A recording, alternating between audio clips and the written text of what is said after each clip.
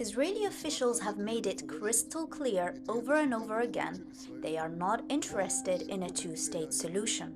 ואני אכן גאה על כך שמנעתי את הקמתה של מדינה פלסטינית.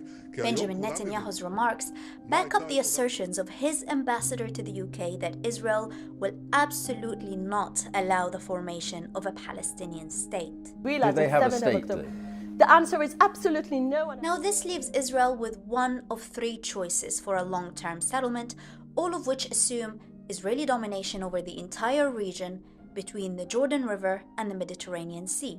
Option number one, upholding the status quo, that is an apartheid state with Israeli citizens and illegal Jewish settlers in the occupied West Bank enjoying full and equal rights, while on the other hand, Palestinians in the occupied territories remain subjected to military occupation and military laws with no right of self-determination.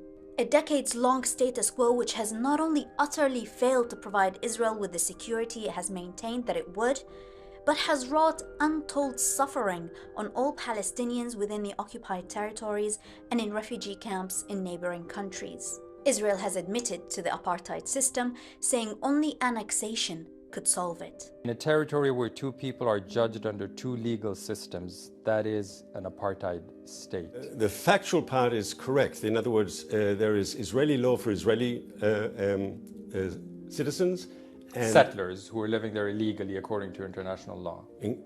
We don't obviously accept that, but there's Israeli law for Israeli citizens and Palestinians living there under military law. But if you make one legal system, there's a word for that. That's called annexation, which the international community opposes and most Israelis don't want to do. So you prefer military rule over the Palestinian?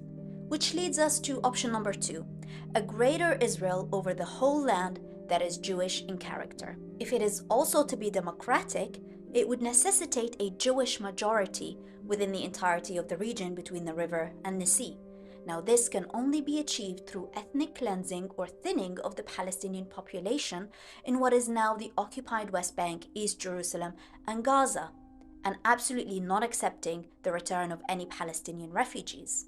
And finally, option number three, which Israel has long flat out rejected, equating it to the annihilation of Israel, and that is a one-state solution, a democratic binational state with all Israelis and Palestinians living on the same land between the Jordan River and the Mediterranean Sea as full citizens with full and equal rights.